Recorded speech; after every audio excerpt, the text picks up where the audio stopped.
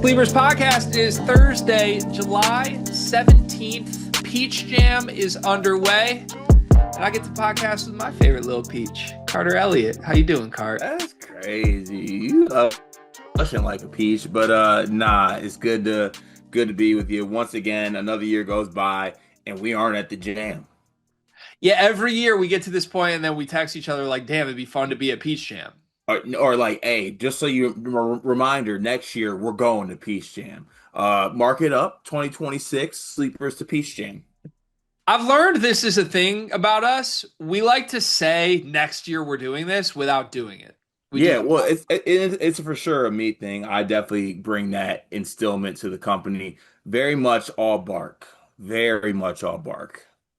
Yeah, but you certainly bite too. God damn it. I knew that was coming. I just put it on a tee for O'Neal Cruz, and he's going to hit it out the park. Boom.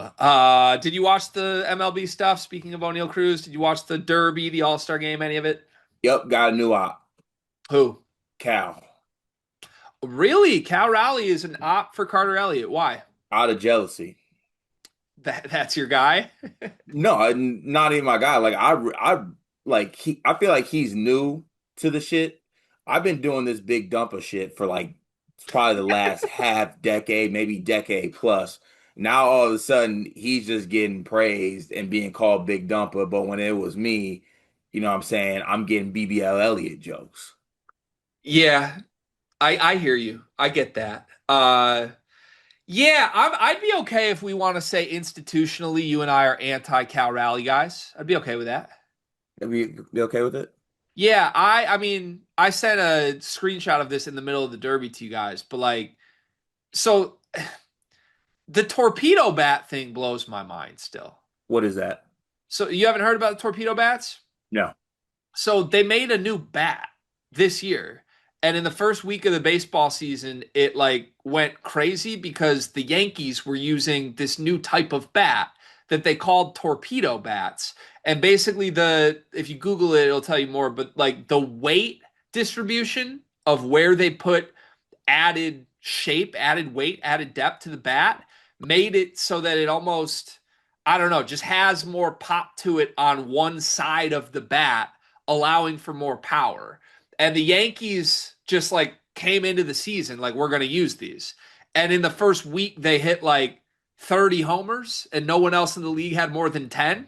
And everyone was like, what the hell is this? They found a cheat code to baseball. Cal Raleigh has been using a torpedo bat all season. And Cal Raleigh now has more home runs at the All-Star break than he has had in any individual season before this.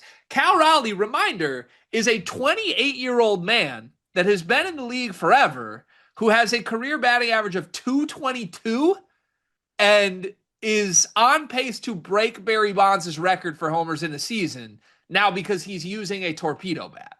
To my point, free Pete Rose, free Barry Bonds, free Sammy Sosa, free McGuire, man.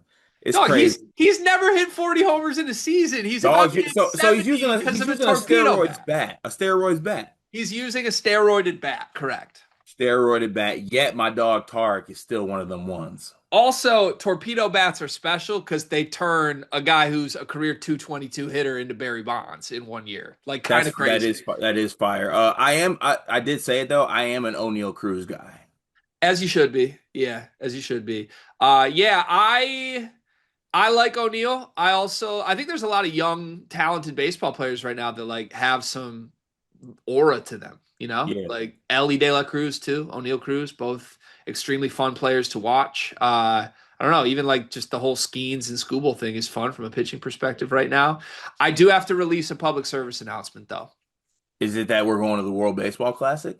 No, but so you might even be unaware of this. Are you aware of how poorly the Tigers players performed in the All-Star game? Yeah, none of them got a hit. A lot of Ks, and Skubal got rocked. We went a combined 0 for 11 at the plate. Riley Green 0 for 3 with 2 strikeouts, I believe. Skubal got the start, and they made a huge deal how he wasn't actually named the starter, but the starter called and offered Skubal to start because he thought he deserved it. And Skubal was like, yeah, I want to start. Shouldn't have wanted to start. Got rocked. Absolutely just railed in a way we've never seen Skubal get rocked. Casey Mize comes out of the bullpen, rocked, instant run. So basically, the Tigers directly contributed to everything bad that happened for the American League in this performance. And there were a lot of jokes made at our expense in the Discord. So here's my official public service announcement on this. The only time I'm going to speak on this. Mickey Mouse game for Mickey Mouse clubs. Cute little all-star game. Hope you enjoyed it. It's probably the highlight of 29 team seasons in Major League Baseball. For us, get us back to the season. We're ready for the playoffs, and we will be ready for the playoffs. And as fun as exhibition games are, not our cup of tea. We'll see y'all in October. I like that. I like that a lot. Mickey Mouse generation, like you said. Should we get to the YouTube comment of the day? Yeah, please. Let's go ahead. I did love that. Was it like some of the players dressed before the game was over? Like they were ready. Like actually, some players I saw reported left the stadium. Like once they got taken Yeah. out, they like made their way back. There's no one who likes all-star games less than the all-stars. That's what I've learned. None of them want to be there at all. Yeah, I respect it. Let's go with this. Bruce Cassidy says, "Why doesn't anyone see that Omar should be starting in the rotation over Lawyer? Lawyer's inconsistent and has no defense. He can't create his own shot and doesn't rebound." This was on the video yesterday talking about Meyer. Like I think it was Hammer and Rails asked like, will he start day one? Basically assuming over CJ Cox is who they're saying is going to start. Should there be a conversation about him starting over Fletch? No, not at I all. say I say no, not at all too. But maybe others feel differently. I don't No, know. wildly disrespectful to Fletcher Lawyer. And I get that like college basketball is like I don't know. People think it's a video game and you can just move guys around and it's box scores and whatever chess pieces. There would be mental, emotional ramifications to removing Fletcher Lawyer, the senior that has started 3 seasons and taken this program to a national championship game, and putting him off the bench in his final year. You can't Right. do that. And like I don't think any coach would do that. Matt Painter for sure wouldn't do that. And also, if you asked Braden and TKR, do they want him to do that? They would both immediately say absolutely not.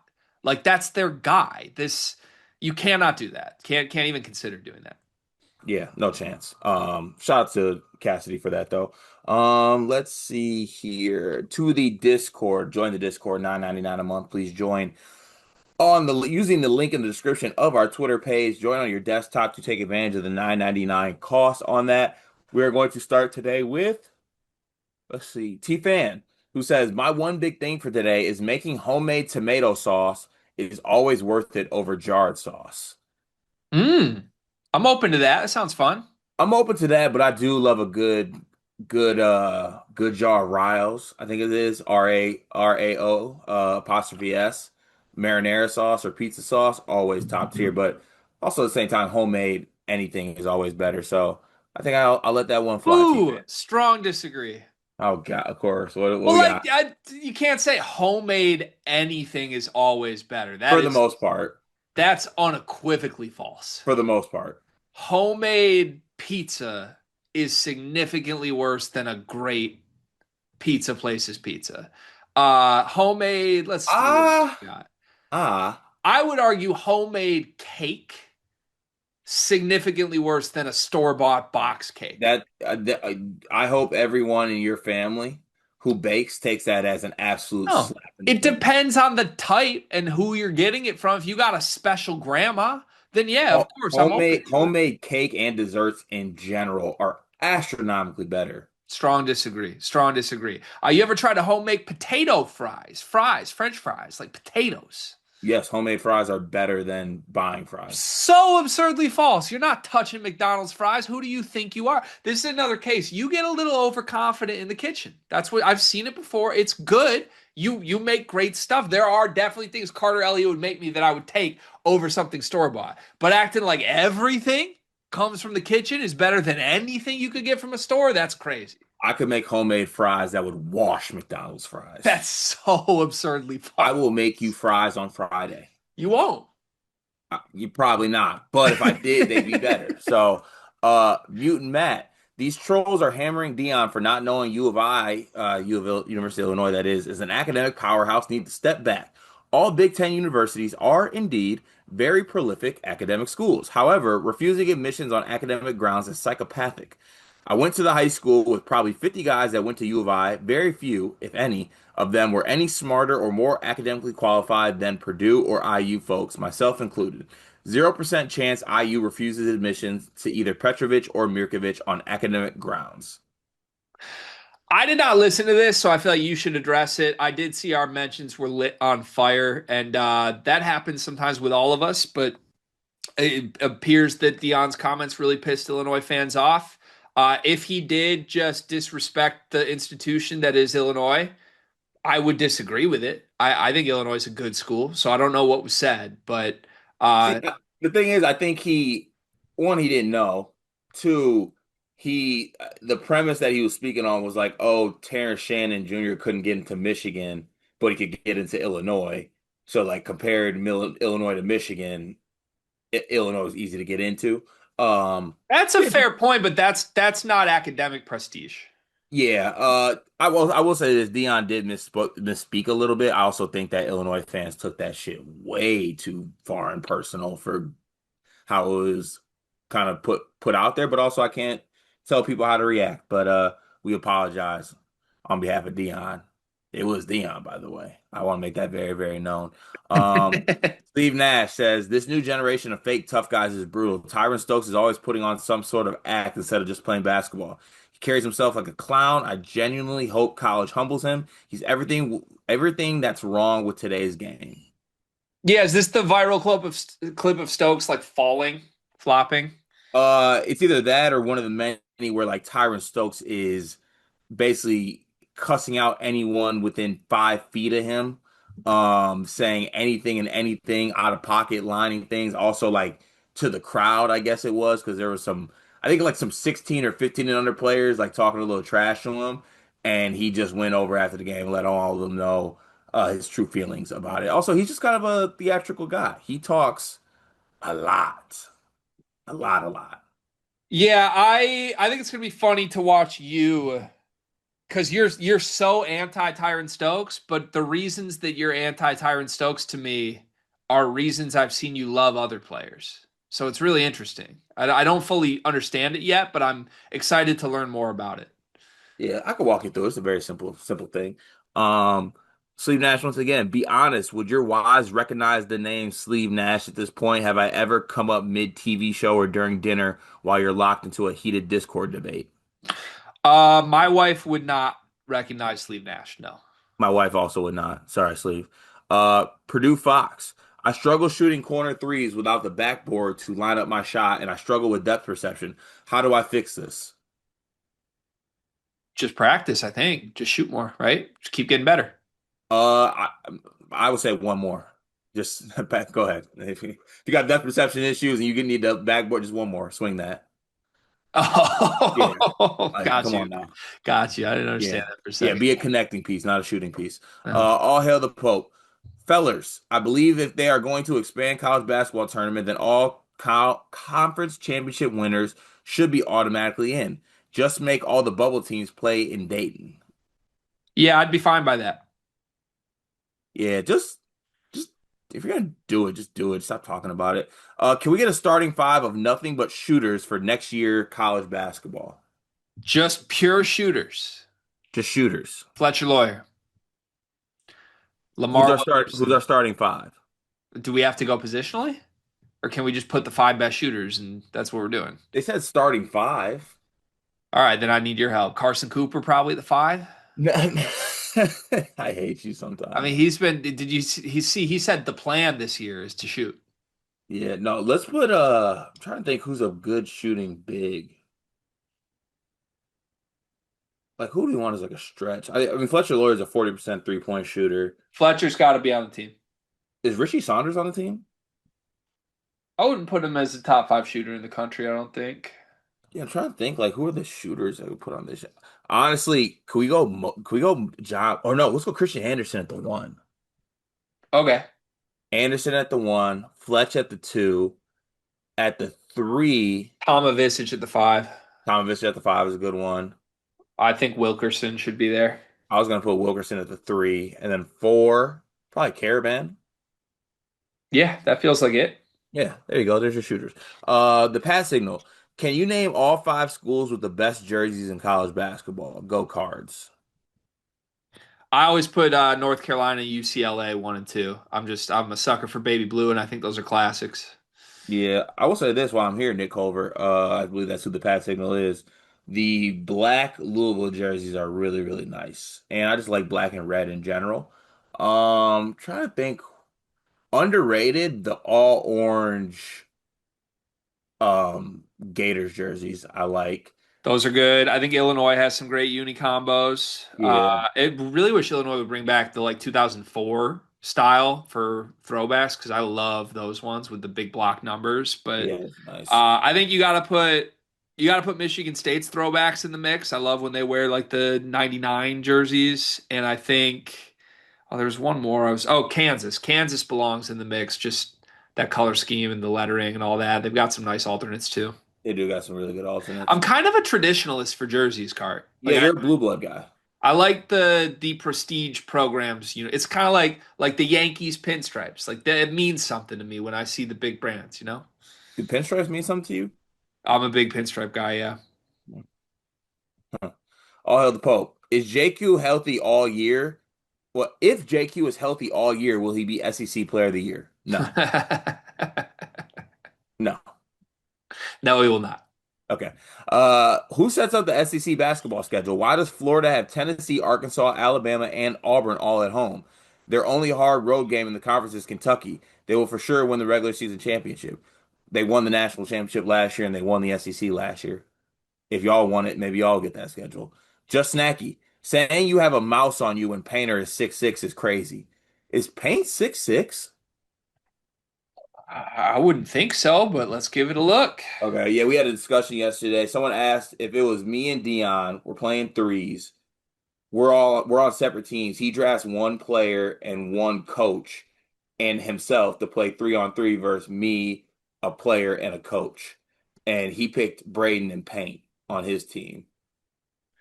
Matt Painter's 6'6". He is? Yeah. That's still food for me. So like give me the rock. That's still a mouse. D or not Dion. Greg, where would you set the line on that game? I've tuned out everything you've said. And once I realized that you and Matt Painter have the exact same height and weight, I could have been saying you're built like Matt Painter for the last 4 years. This is incredible for me. I'm glad you like that. 3-on-3 basketball. Me, John Shire, and Donovan Dent versus Braden Smith, Paint, and Dion.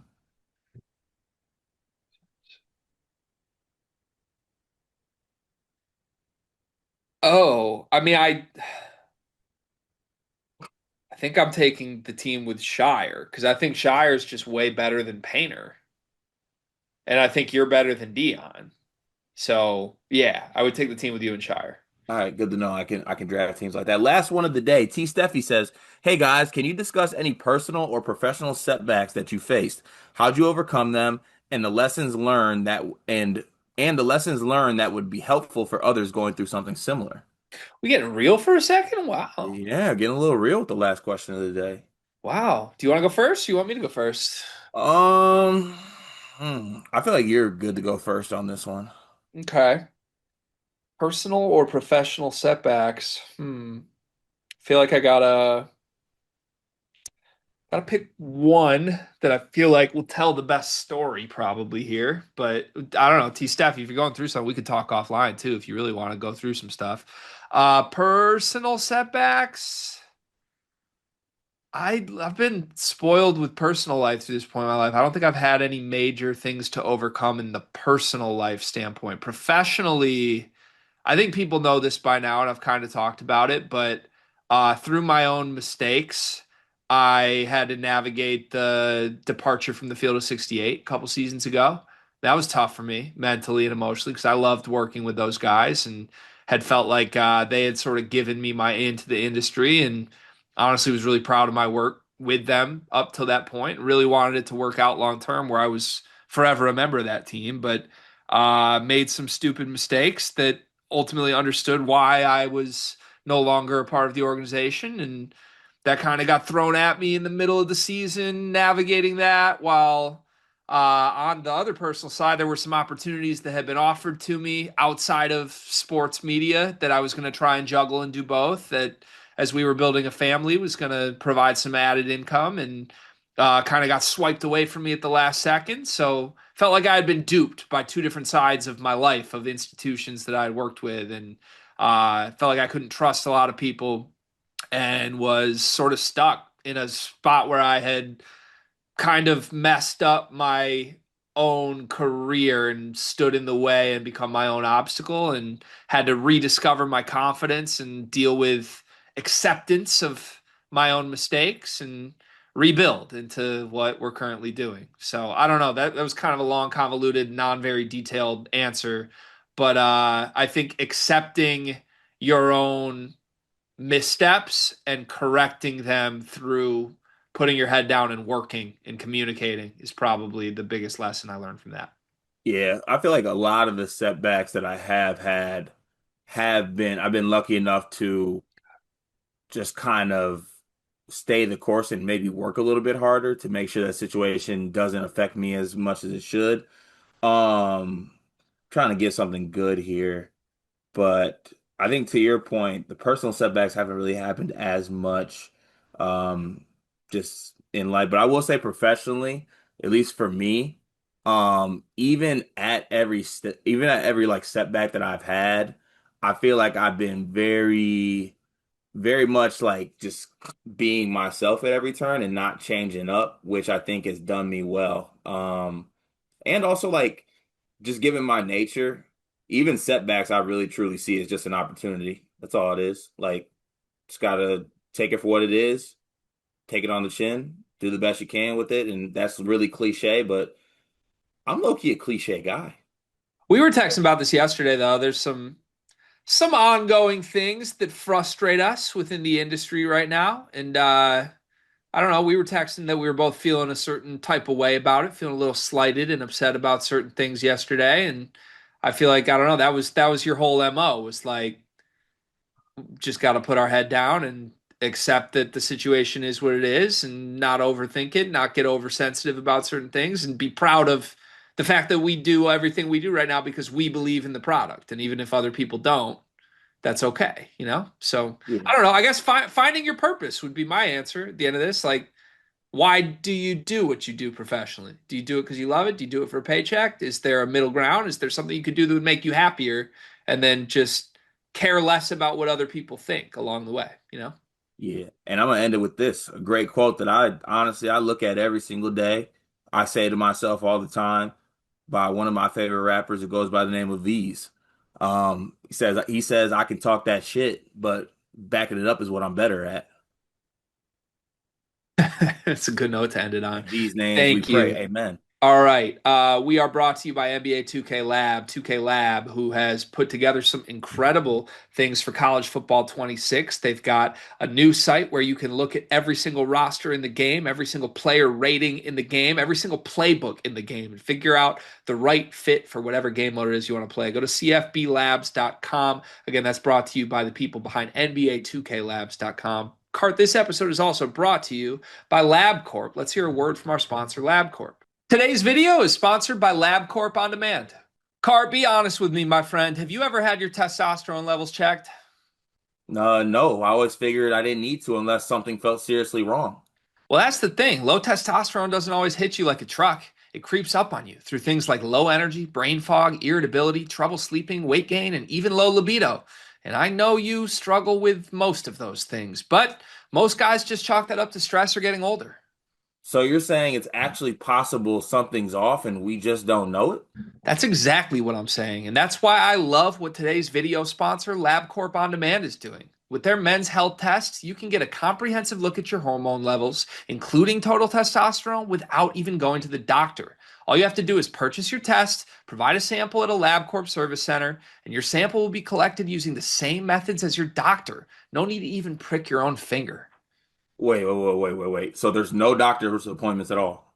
No, you can purchase the test directly from LabCorp on demand. Plus, testing is performed at LabCorp's CAP accredited CLIA certified clinical laboratories, the same kind used by doctors, processing about 3 million samples every week. That way, you know you're getting real, accurate results.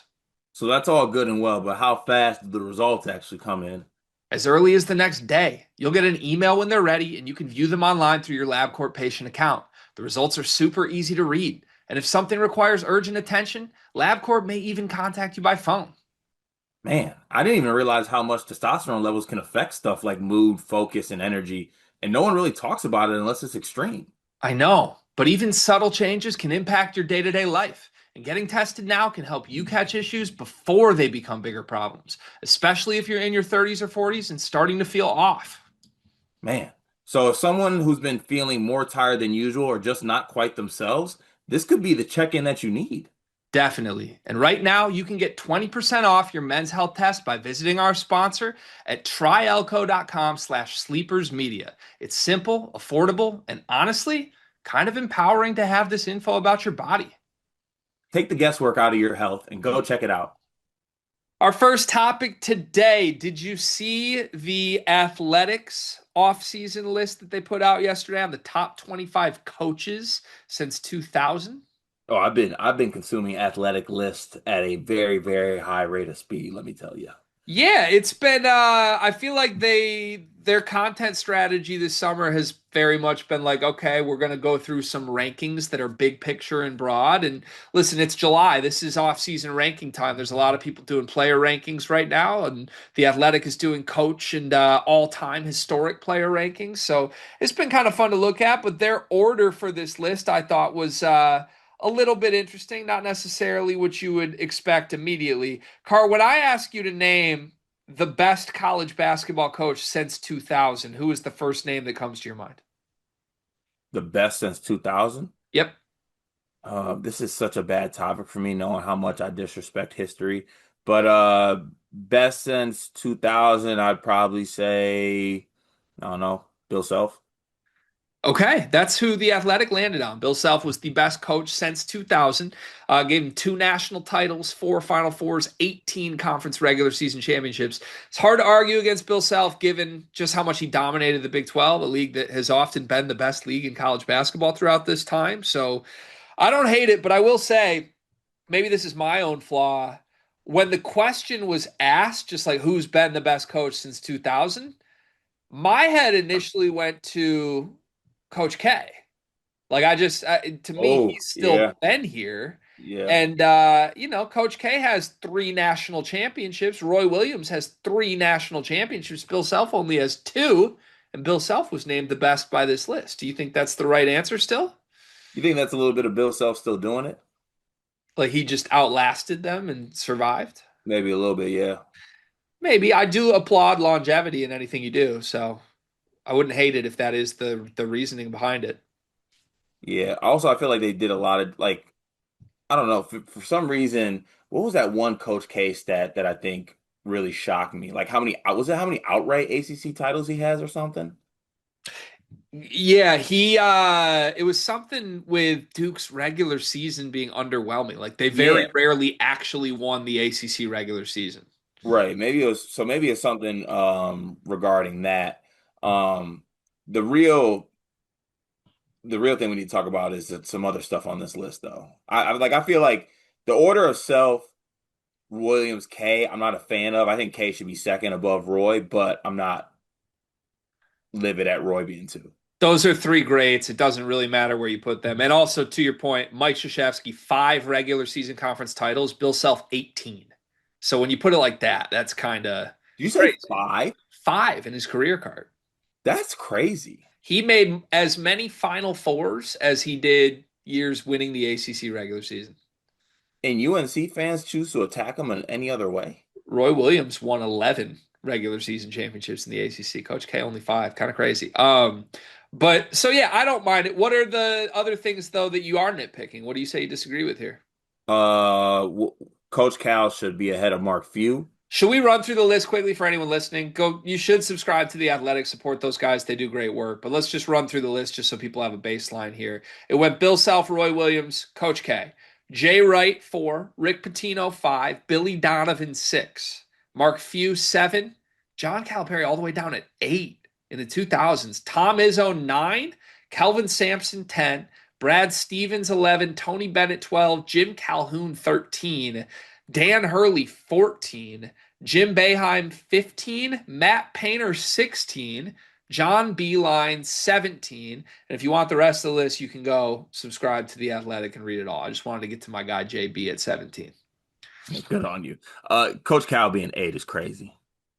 Yeah, I would have thought he's a lock to be top 5, right? Yeah. Also, like, aren't like, why can't Cal be ahead of Patino? I mean, 2 national titles for Patino.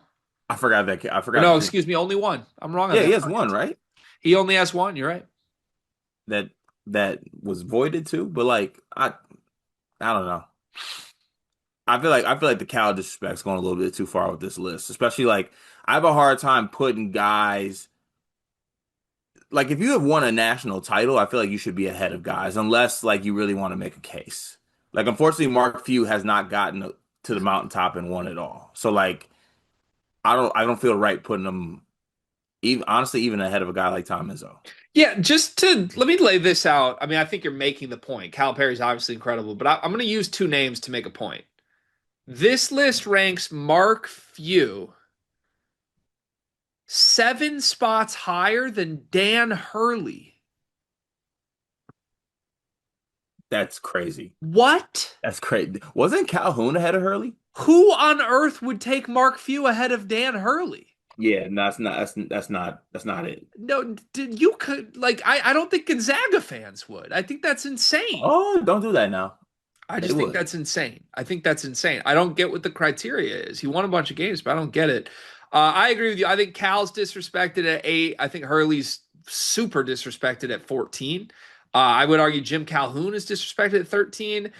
I get you have to put Tony Bennett up here because he won a national title, but Tony Bennett at 12 just cracks me up when you have both the UConn coaches below him. I think there's a bunch of guys below Tony Bennett that would coach circles around him.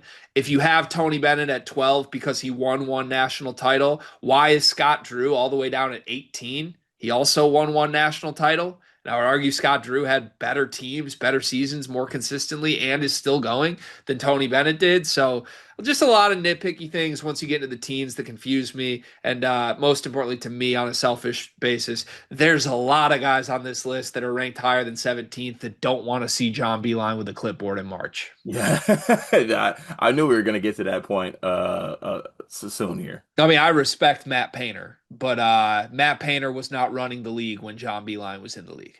He didn't want that. He was nowhere near it. I mean, I respect Jim Boeheim, won a title 45 years ago. That's great.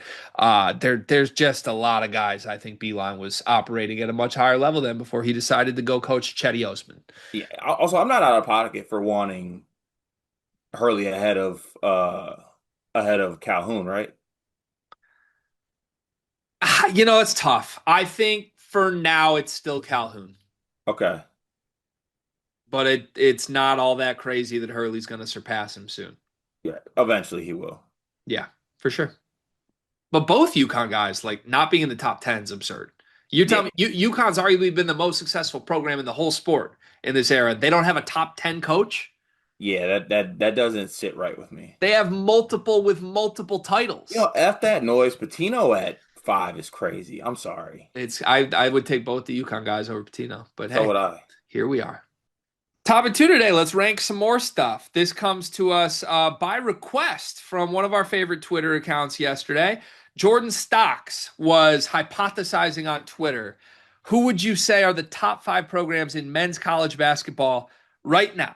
Not historical, not blue blood. Simply put, who are the best right now? Those are Jordan Stock's exact words in this tweet at Stock Talks 21. Shout out to him. He tagged us and Ryan Hammer, by the way, and said this would be a good segment on upcoming pods.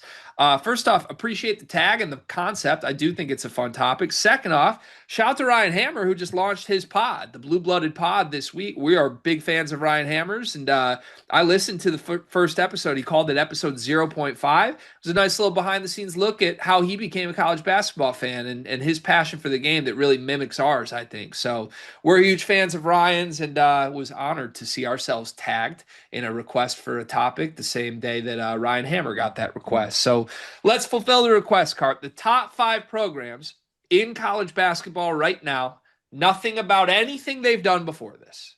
Anything they have done before this doesn't matter. Just right now, program wise, not team wise, who are the top 5? Oh, I don't think you can put anyone but Duke at number one. Why?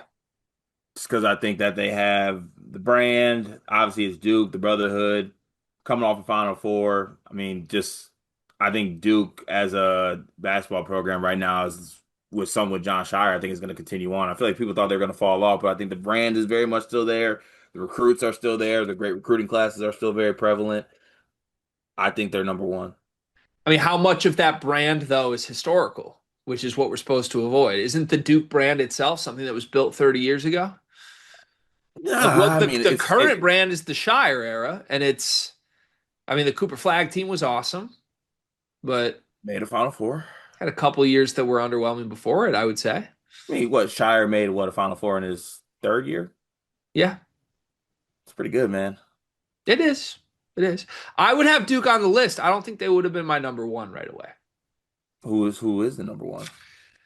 I don't know. I need your help deciphering. You might talk me into Duke by the end of it. To me, the programs that I think non-negotiably should be on this list for best programs in college basketball right now are, you mentioned Duke. I'm fine with Duke. I think Houston has to be here. I think they've been top 2 in Ken Palm for 6 straight seasons. And I get we're not supposed to do historical, but like the state of the program is that every year Houston is a top 2 team in the sport under Kelvin Sampson. It's like undeniable. And they have their own brand of basketball, which is just, we're tougher than you. It's going to be hell playing us. And year after year after year, he's putting great players into that system and doing it. Outside of them not winning the national championship this past year, there's an argument to me that they are clearly the healthiest program in college basketball. They just haven't won the big one. But I think Duke and Houston have to be in there. Other nominations I would put UConn. UConn's got to be somewhere. I mean, Yeah, they've won 2 of the last 3, and it's still hurting. It's crazy now that I'm actually looking at it. I feel like I did put a little bit too much historical thing in it. UConn might be number one. They're right there. I mean, Hurley. This has been the Hurley era, and I don't think Right. we're out of the Hurley era just because they had one dip last year where, by the way, they lost to the eventual national champion, and we're right there. So, um, Duke, Houston, UConn. I think Purdue deserves a mention because we're in the middle of Prime Painter, and he has now successively given us a bunch of All-Americans in a row cart. I mean, you go Ivy, Edie, Braden, TKR, all in like a 4-year window. Mm-hmm. Preseason number 1, 2 years after. Like they're a title away from inarguably being there. And then I think outside of that, I would listen to arguments for Florida, for Kentucky.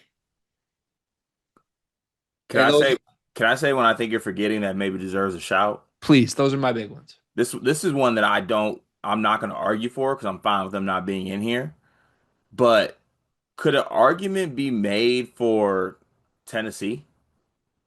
They've been really, really good. They've It been could be like made. you talk about like what Houston's done, like as far as like I feel like Tennessee has been a top 5 team in KenPom for the last 5 seasons. I think you're right. I think they've been really, really good. I have no issue with that.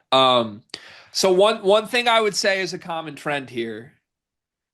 I think the programs that I would want to put in a current top 5 for programs need to have a coach who is like at his peak right now or coming up to it, right? Like it's this new era.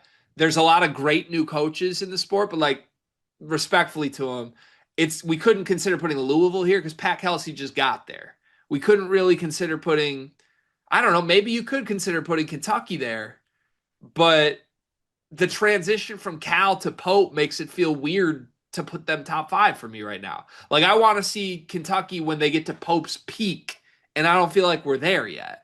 So for me, like Purdue at their peak, Houston at their peak. I think UConn has been at their peak and still is. Duke, I would be kind of okay saying they're near the peak, even if Shire's still chasing it. Yeah. Does Alabama deserve a shout? You could, but it's hard because I think a year ago I would have said, oh, it's for sure Alabama. They made a Final Four. It was all trending upward.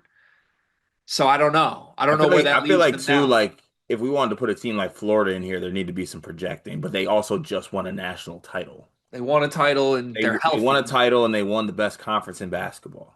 And they got such a good transfer class in, Yeah, retained And people. like Todd Golden's extension, like everything is trending up for that program. I mean, that dude won a national title in year what, four? Yeah. So, but I don't, to me, like the next, like 5 years from now, I think we're going to look at that group of Louisville with Kelsey, Kentucky with Pope, BYU if Kevin Young's still there. I think Michigan with Dusty May could crack it. All these guys who are like entering their second year. To me, that's the future identity of college basketball. But again, the question right now, who are the healthiest? So I don't know. I think we're on the right track. I think Duke, Houston, UConn, Purdue we both agree comfortably should be there, right? Yeah, I think the three non-negotiables are Houston, UConn, Duke. And so do you want to debate me on Purdue then? Why do you think Purdue is No, non-negotiable? actually no, I don't. I just don't want to. Yeah, they're there. Okay. I mean, we can talk through it if you think not, but No, I think they are. I think they are. This run that they've been on the last 4 or 5 years, I don't think you can deny that. okay. All right. So then I have those four as non-negotiable. And then I think for the fifth spot for me, it's up for grabs between Florida, Alabama. You said Tennessee. I'd be okay with that. Or I think Kentucky would be the last one I would consider. I think I'm between. I think I'm between Florida and Tennessee. I say it feels so weird not having Kentucky in here, but We could just put Kentucky in there. I mean, to me, it would be kind of along the lines of us putting Duke in there. Florida just won a title though. True. And with Duke, like I was like Duke is coming off a Final Four, and they were the best team in the sport. I think we also voted Todd Golden as the coach most likely to get another natty soon. So, like, I'd like to put Florida in there. I don't know. Honestly, it is kind of hard to put a coach that has not made a Final Four like Pope in there right now, right? Like, Yeah, so I think to your point, Pope is in the guys that are next. yeah, it's a different conversation. Different conversation. Different conversation. All right, so let's do Florida. So, and then if we have to rank them, I'd be perfectly okay still calling this the UConn era. I'd be fine with that. So let's say UConn is one. Hmm. I would go to war for Houston too. I mean, how can they fall out of the top two? They're in the top two every year. Like Yeah, I'm fine with that. Houston two, Duke three, Duke three, Purdue four, Florida five. Florida national title over Purdue. I think we've seen a little more volatility from Golden. Yeah. Preseason number one is Paint. I'd rather go Paint and Purdue at four and Florida at five. Okay, Florida's in there though, right? Florida's in there at five. There you go. Our third topic is what I'm really excited for today, Cart. I want to have an incredibly smart, real basketball discussion on roster building in the portal era. I think it'd just be fun to, not do our typical like fun, stupid list rankings. Ugh, look how stupid the sleepers guys are. Let's have a real, intellectual, insightful conversation. Cart, does that sound fun? Yeah, sounds great. It does sound fun. I was gonna say it doesn't sound that fun, but we can do it. Well, this isn't about fun. Let's look at the big picture here. Let's have a conversation about it. So, okay, let's start with this. Would you rather have Miles Rice or Michael Brown Jr.? I'd rather have Michael Brown Jr. Mm, Okay, I'm not sure. I'm still uncertain on this, but in all seriousness, let's have a conversation about this. So, portal era, roster building. People have asked us to do this in the past and like give our thoughts on how we would build a roster. And I'm actually curious because I don't know your answer to this.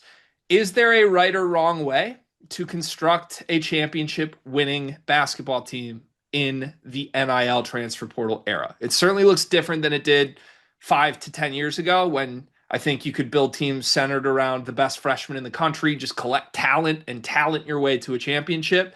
We've seen very talented teams win championships the last couple of years, but they had to mix in veteran experience with NBA players, with certain things. And I think there is a formula that we're starting to see. I want to give a shout out to Evan Miyakawa, evanmiya.com, because he's done some great research on this and reported some findings on this about the exact way teams should be trying to build rosters. And it always rings true in my mind. One of the primary takeaways that he reported when he put together all of this data was more often than not, it's literally just about finding good basketball players and keeping good basketball players.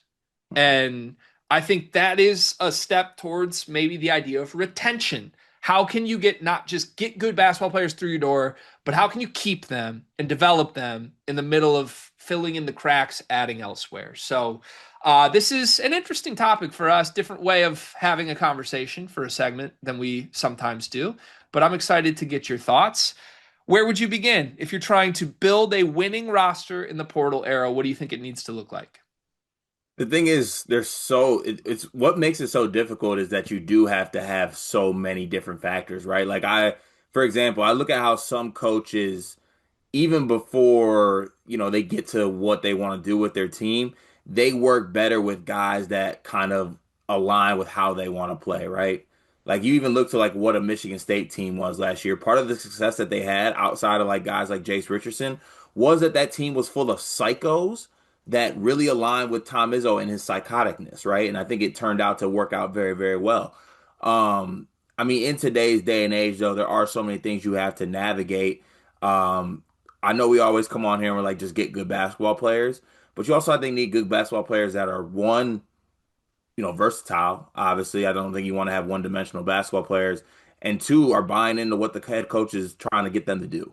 Because when you don't have guys buying in, it creates unrest. Unrest creates lust for other schools and possibly leaving.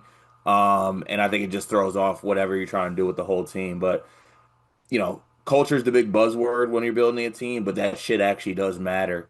As far as like keeping guys happy, and I think keeping guys on the same page. Okay.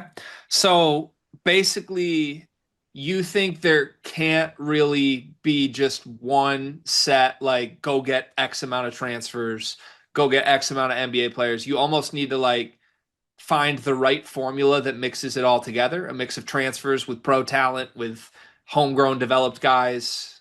Am I right on that? Is that a Yeah, I think the teams that do the best, I think, have a combination of all three. I think look to last year's Florida team.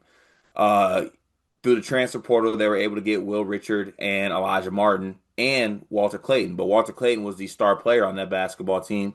They also did a great job in recruiting. Alex Condon was a recruit on the team. Thomas Hogg also was. Combine that with really good coaching. They even get a guy like Denzel Aberdeen, who was a guy from the state of Florida as well. I just think you need to be able to do all three in order to be good. Look at Purdue this season, who we think is going to be the favorite, right?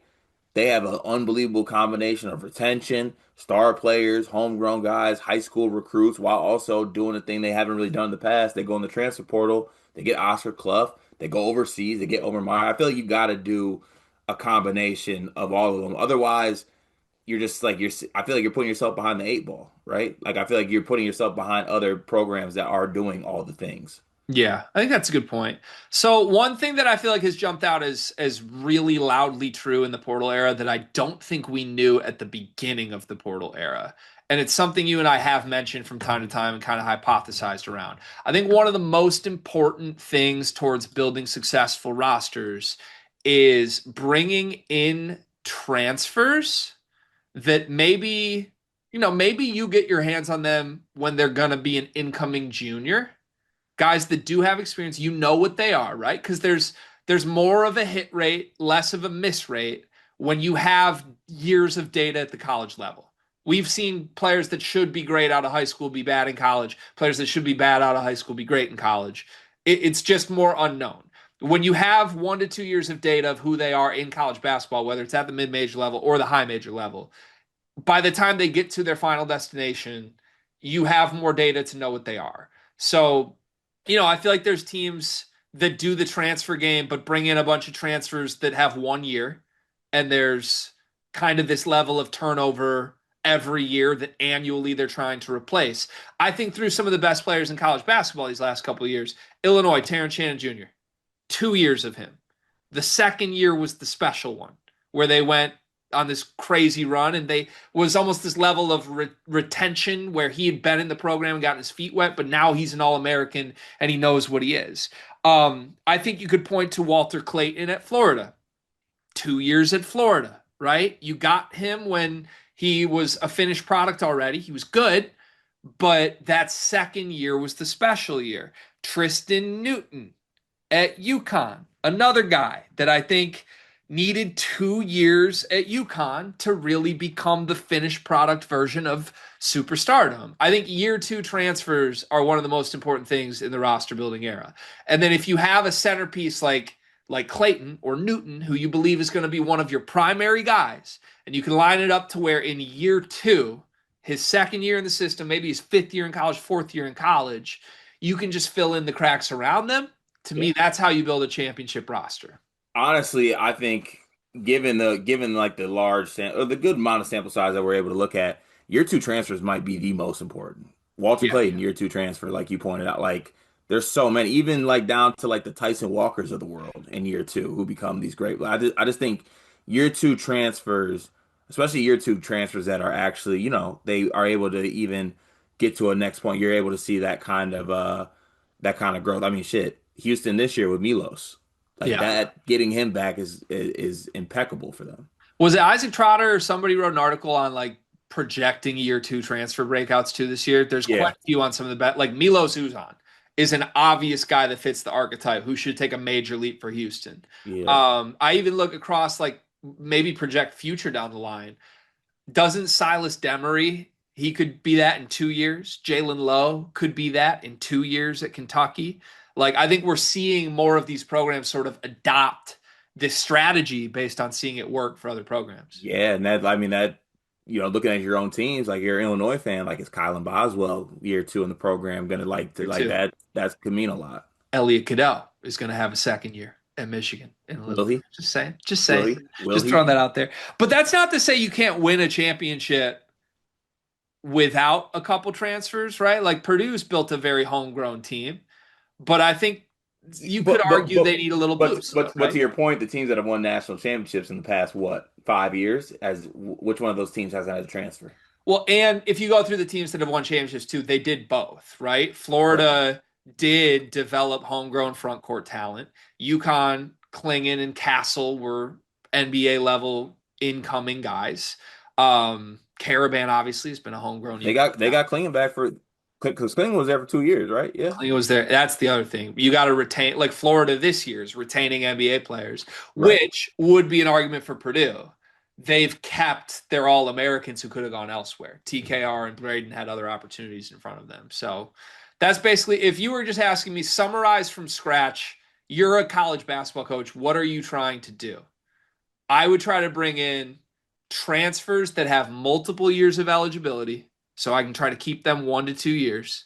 I would still recruit high school ranks, but I would probably only recruit players I think are instant impact. And then I would fill in the cracks with 1 year hired role player hands from there. Yeah. Also, a lot of money. Big budget. Also helps to have money. Big budget.